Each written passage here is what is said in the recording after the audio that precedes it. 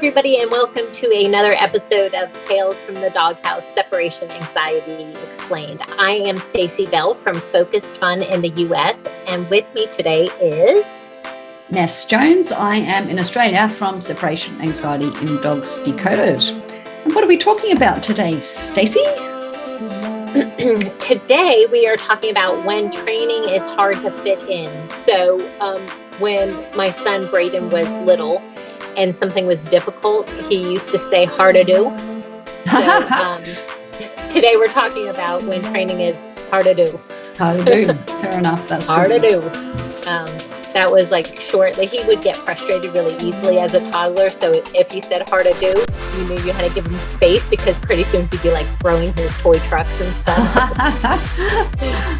Oh, that's funny. So anyways, hopefully none of our listeners are getting to the point where they're frustrated enough to throw things.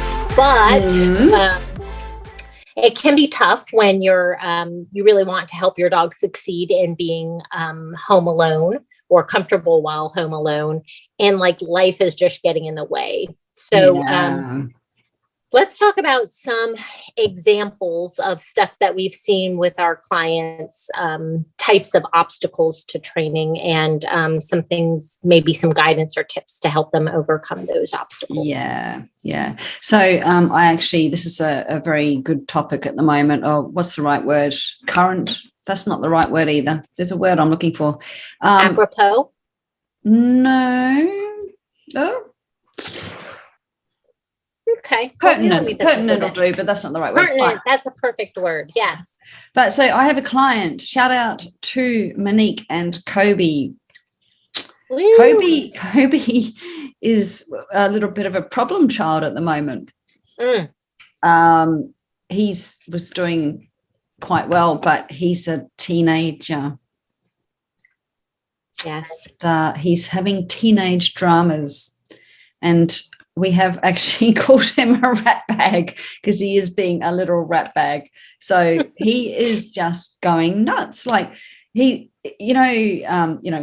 dogs, they can be kind of playful during the warm-up steps, and but he actually was getting up in time, but it's really hard for poor Monique at the moment, and I think it's just a phase he's going through. But I mean, the last training session he was so naughty. The last couple ones, he's like grabbing cushions and at them. But this one time he went out of the camera view down the hall into her bedroom and stole a shirt off from wherever it was and brought it back into camera view, and he's like throwing it around, having a grand old time. And then she came back and took it off him. And the next step that he, when she was outside, he went and got a tea towel from the kitchen and he was throwing that around. He's having so much fun, but she's not. But the thing is, right, so the problem is, she works during the day and she has to set time aside to do the training, and often that is when he's just not in the right mindset. Right. It's really, really hard for her to try and marry up her schedule with his brain. Yeah.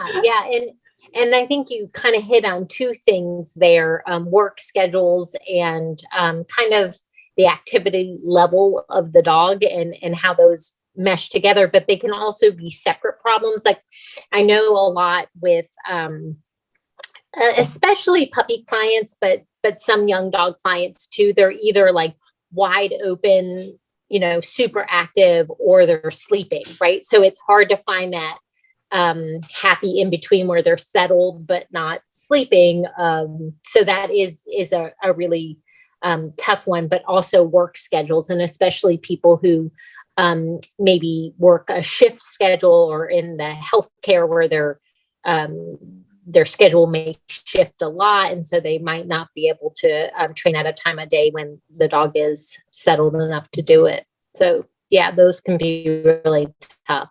So what are some things that we can do in those situations to help when it's hard to do?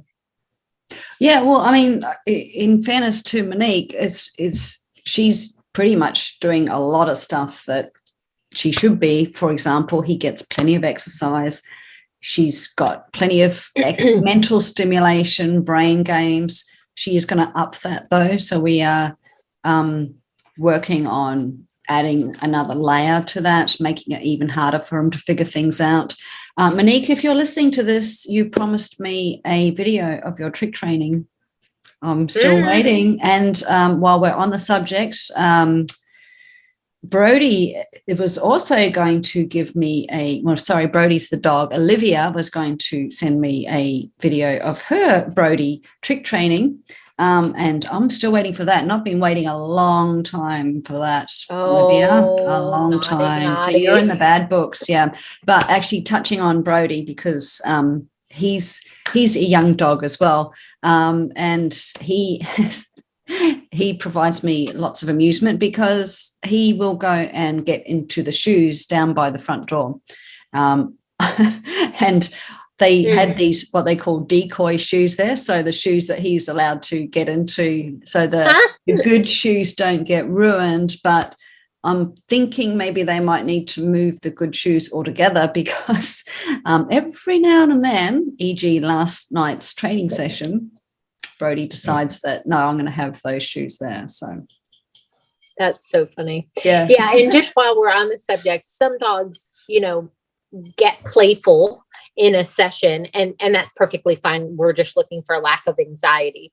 But sometimes dogs can grab things or play with their toys in ways that are just an outlet for their anxiety. So make sure that when you're, if you're working with your dog, trying to help them be more comfortable with home alone training, and you're seeing them play with toys or objects in a more intense way than they usually would, or they're doing things that they usually wouldn't, then it doesn't mean that it's anxiety, but it just warrants a closer look. And working with a professional can help with that. So I just wanted to kind of call that out as an aside. Yeah, like it's a good thing to mention. Like I say to my clients, if the dog's playing, that's good, because play and panic can't coexist in the same world.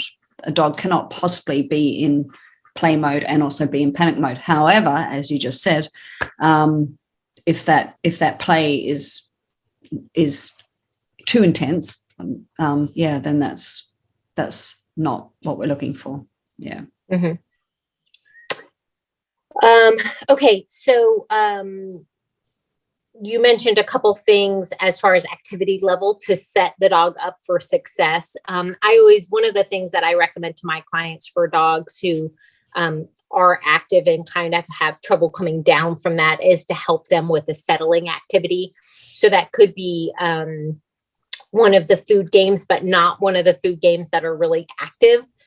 So maybe more like along the lines of nose worky, or like something like scatter feeding, or some type of like more duration training, like a sit stay or a down stay or mat training or something like that, to help them kind of come down. So just to help the dog change their mind frame from super active to calmer. And some dogs really need this, but most dogs I work with don't. But it is something that you can do. Like if you take your dog for a walk and they come in and they're like kind of running around the house, then maybe a quick scatter feed or some mat training or something like that can help them kind of transition into a different mindset. If you do have the ability, you'll notice that your dog probably has times of day that they are just naturally calmer, and then training at those times would be the first best option. But of course, if your work schedule conflicts with that, then the next best thing to do would be to try to help them with some kind of calming activity. Yeah. So I've got a new client, Kelly, the dog's called. And the daytime sessions she's just struggling with, and she's only on really, really low time. So we're just doing it in the evening, and she's doing really well. She's acing every session. Good. Yeah. So at the moment, that whole time of day thing is something we really have to consider. As she gets up higher in time, then we'll start playing around with that. But at the moment, because we just need that nice solid foundation. So right. Yeah. Yeah. It's so interesting how some dogs have such a difference in their ability to cope with different times of day. And for other dogs, it's not a big thing at all. Time of day doesn't matter. But for some dogs, it is a really big thing. So if you're noticing a lot of variability in how your dog is doing, do take a look at that time of day factor and try to discern, is my dog always struggling in the morning? Then if so, switch your training to only in the evenings or whenever is easiest for them. And then, like Ness said, once they build up some history of being home alone by themselves in the easier time, then you can revisit some of the more difficult times. Yeah. So another client, Michelle, with Benny, he struggled in the mornings because that was the time that he was used to seeing his people go to work. And so initially when we started, we avoided the mornings, and then we did a training plan down the track when he built up that longevity and duration. Outside of that time, it was actually called the hustle bustle training plan. So because Michelle, she was always late, so she'd get out of bed and go, oh my god. And so, rushing can be a hard one. Even for in a scenario that the dog does well in, just adding that element of rushing around can, because even my dog, who doesn't have the great, if I'm rushing, he will have more trouble with me leaving than if I'm not. I think having children added to the mix of trying to get them ready for school and all that sort of stuff adds another layer of difficulty, because, kids can be tricky to get ready. And, there is a lot of rush sort of stuff. So having children in the mix is, you have to look at that and say, well, do we want to have the children involved in the training at first, or, do we keep them out of the picture and then add them in a bit later? Right.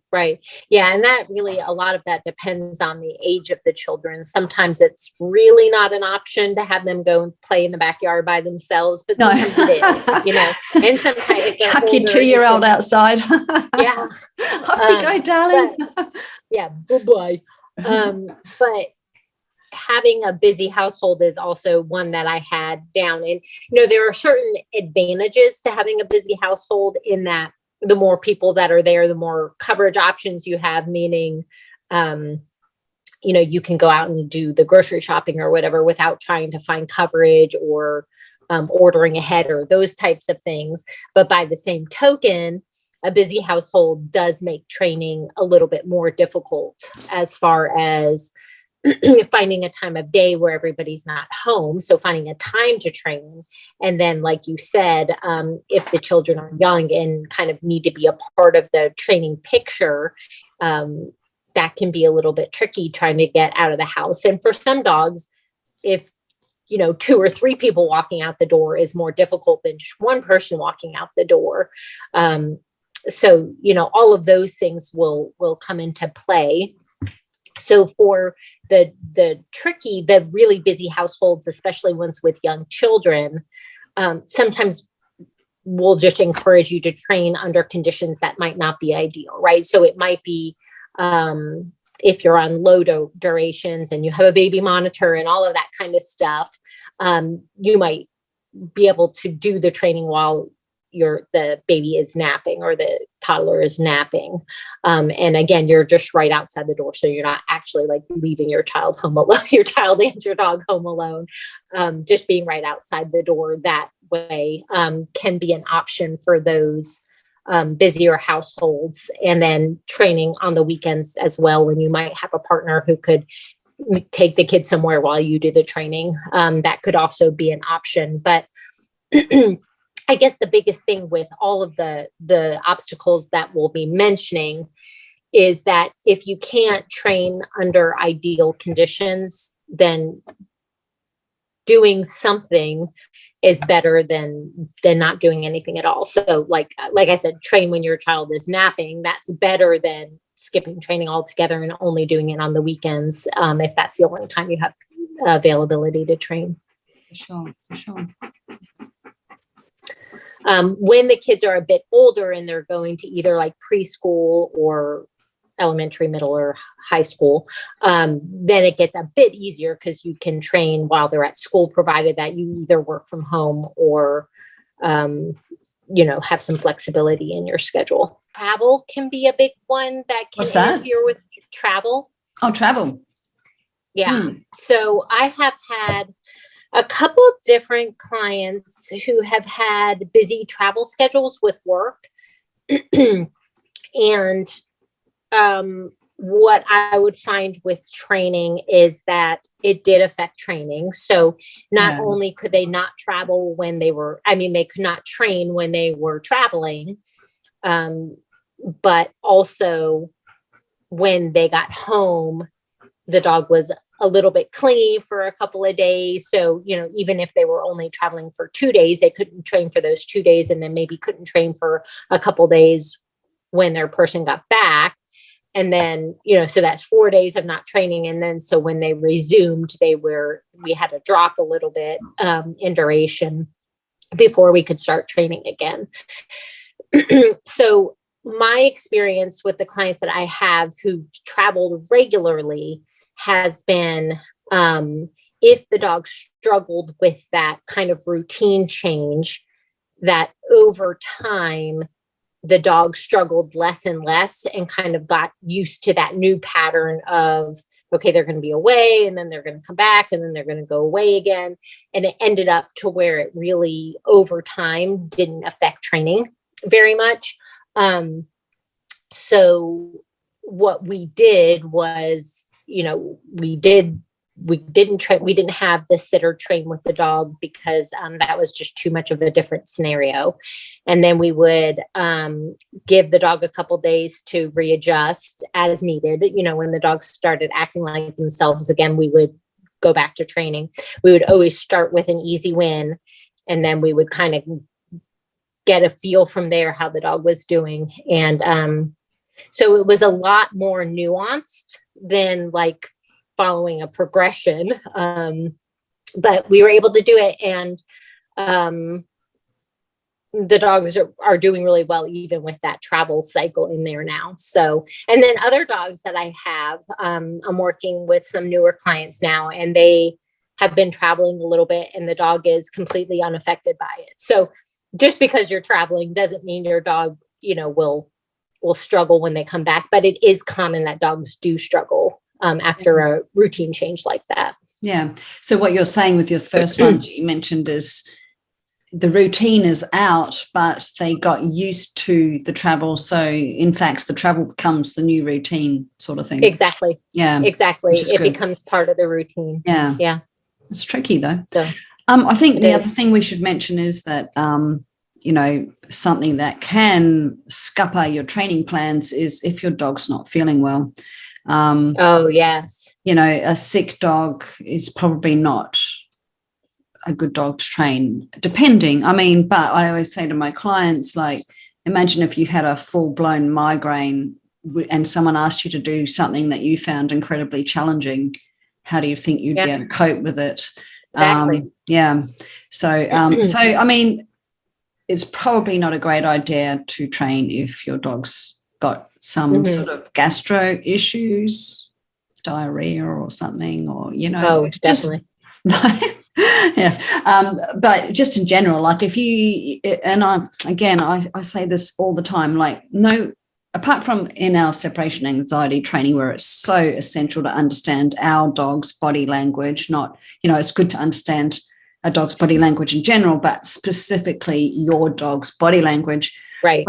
But apart from that, like observe your dog generally anyway. And what do they look like when they're feeling well, like when they're healthy and feeling vibrant and, their normal doggy self. So you can identify when they might be feeling off color, and maybe they're the days that you might not want to train. Right. Yeah, I think that's a really good point. One that kind of comes up a bit is, in addition to the gastrointestinal stuff that can happen, is dogs going into heat or having their season. That can really, really affect some dogs. And if they're struggling with even like a phantom pregnancy or something like that, I've just had one of them. Great. Yeah. Did you? Well, no, I didn't. I didn't have. No, I know. No. So shout out to Kate and Georgie and Buffy the Vampire Slayer. But yeah, so Buffy is a dachshund, and she had a phantom pregnancy, and it went on and on and on, and boy, did that dog just really struggle. Yeah, so we, I just said, look, we're going to have to just pause the training because it was we were getting out really well in time, and I just said, like, I just want to, let's get her over this bump, because it wasn't like a minor struggle. She wasn't coping at all, because all her hormones were going crazy and stuff. So yeah. Right. Yeah, that can be really tough. So anything like that, or even after a neuter or spay surgery, it can take dogs a little bit of time to adjust or to heal from the surgery. I did have a client whose dog had chronic ear infections, and that would just really, really affect our training too. Like, because it was almost like she'd be doing really well, and then she would have a struggle, and I'd be like, I noticed she scratched her ears a couple times. Can you check? And she'd like have an ear infection every time. And so, so stuff like that can have a big effect. Absolutely. Yeah. And also, I mean, just things that, disturbances in the household, like somebody leaves or there's some stress in the household for whatever reason, relationships, whatever, that can destabilize the dog. Yes, it can. For people who have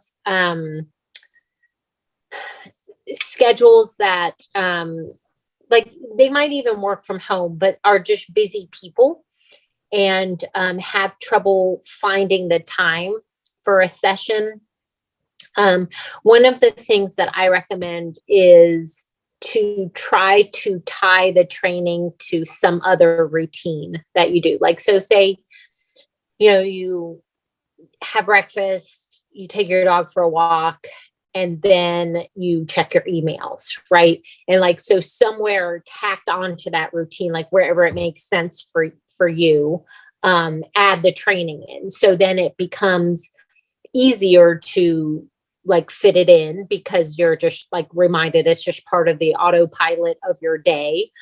So I have found that really helps a lot of times, especially in the early days. Like the training sessions are just generally so short. And if you can start it up as part of your routine in those early days, then as the durations are longer and the training sessions as a result take longer, it's already kind of been growing gradually. So you've made time in your day for it. So I think that's a tip that has helped a lot of people there. It is hard for people to fit in the training. And building it as a habit is a good idea. But again, even when you do set that time aside, you still have to look at the dog in front of you and say, is this a good time for you? Exactly. Yeah. And part of that is, in the beginning of training, we're always like trying to help our clients discern, like, does your dog have a time of day? Like a lot of younger dogs, like 4:30 in the afternoon is like not a good time. Like they're going to be like super active then, right? So that's not a good time to train. But generally there are certain times, like maybe, 10 a.m. is a generally good time, or maybe 8 p.m. is a good time. But just like knowing what those times are and then marrying it to a place in your schedule. And then still exactly what you're saying, Ness, is like, it might be 10 a.m., which is generally a good time to train, but today your dog isn't in the training mode. Right. And so that's why I always tell people, like, save your skip days for days, like your days off, for days like that, when the training just isn't going to work out and your only time to train is 10 a.m., but your dog's not in a good place of mind. Well, that's just a day you don't train, maybe. So I think another one that I'm thinking of is when you're just not in the headspace to train. Yeah. Right? Like, so maybe you got a bit of bad news at work, or you're just feeling resentful and overwhelmed and all of those negative feelings about having a dog with separation anxiety. Or maybe, you got in an argument with your partner, or maybe, there's a million things. Maybe you got in a car accident that day, like there's a million things that could set you in the kind of a negative headspace, or a headspace where you just don't feel like it's in you. And to that, I say, just don't train. Just skip it. Absolutely. Like, take care of yourself, because like we always say, it's a marathon, not a sprint, right? So it is a long-term thing. And you have to take care of yourself in order to help your dog through this. So if you're noticing that you have burnout because of your dog, then I think it's really time to examine that, or if you're working with a professional, then, speak with them about it and try to come up with some ideas on how can I, how can we tweak training, or how can I get more support? How can I, fill in the blank?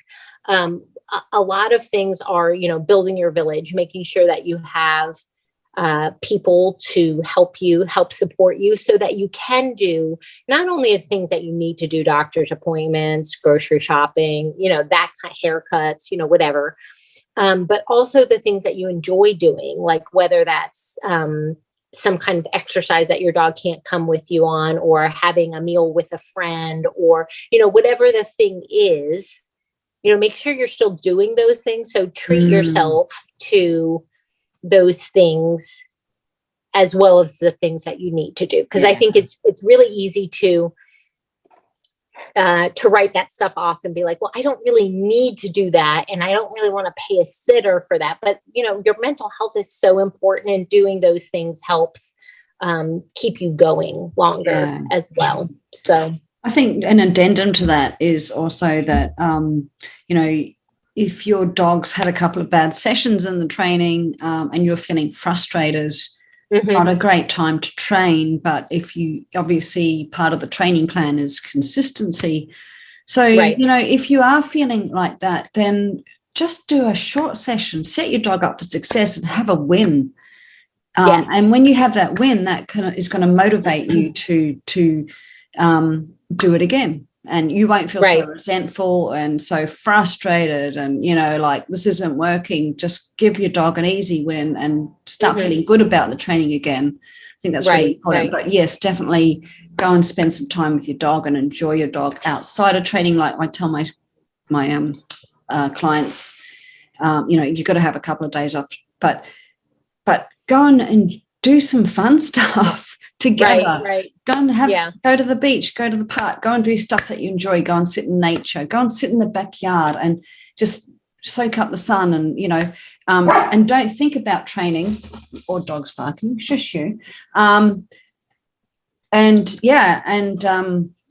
Just I think clearing your headspace and saying, right, I am having 2 days off or whatever it is, and I'm not going to think about training. I am going to go to the hairdressers. I'm going to go and have coffee with friends, all that stuff that you just mentioned.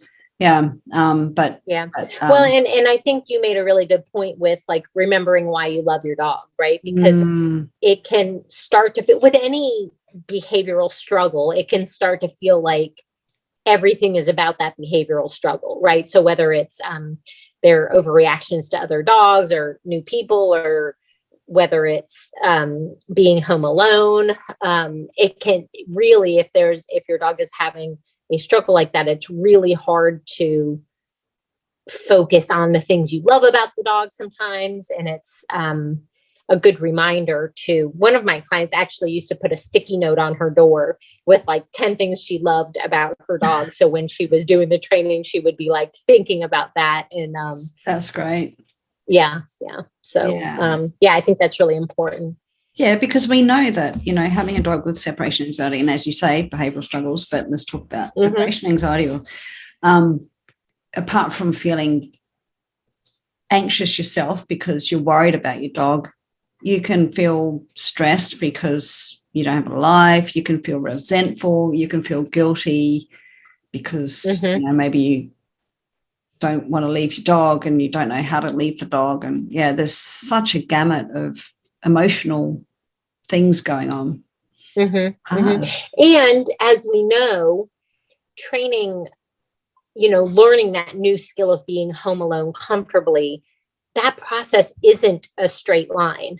So there is going to be variability in the training, and there are going to be days when your dog struggles a little bit. And even though that's really, really a normal part of the process and an expected part of the process, it still like gets you every time your dog, you know, doesn't do as well or doesn't hit the target duration like you expect them to. So just that roller coasterness of separation anxiety training can be emotional. It can amplify all those emotions that you're talking about, Ness. So absolutely. Anytime training seems like it's hard to do, it's about making it doable, really, right? So what does that look like? It can be things like tying it to a routine. It can be, you know, doing some training sessions that aren't quite as ideal. It can be taking a break. It can be making sure you're spending time with your dog in enjoyable ways. It can be, you know, trying to help settle your dog a bit more before training sessions. So kind of depending on what the obstacle is, there is a solution there to try to set your dog up for success and to set your training up for success. So if you are having trouble helping your dog, help fitting in training to help your dog feel more comfortable while home alone, you know, we're here to help. Reach out and don't give up. Don't give up. Yeah. You can do this. I believe in you. Yeah. I mean, so many people say, I've tried everything and nothing works. Don't give up. It will happen. Yep. Yeah. Woo! On that note, thank you for joining us on Tales from the Doghouse, Separation Anxiety Explained. If you're struggling with your training, reach out to one of us. This is what we do. We're certified in this, so that's what we do. And you'll find so anybody watching on YouTube, you'll find our details below. Or if you're on the podcast, listening on the podcast, just reach out to us. All our details are on there as well. So I'm Ness Jones. I'm from Separation Anxiety in Dogs Decoded in Australia. And I am... we do work remotely, so it doesn't matter if you're not in Australia or in America or in the UK. We work remotely, so we can help you. Yes, that is so true. Oh, I was just going to do my closing stuff. Oh, you go. I'm Stacey Bell from Focused Fun in the US, and like Ness says, we are not constrained by location, so it doesn't really matter where you are. Just reach out to us if you are looking for some additional support. See you next time. Bye. Bye.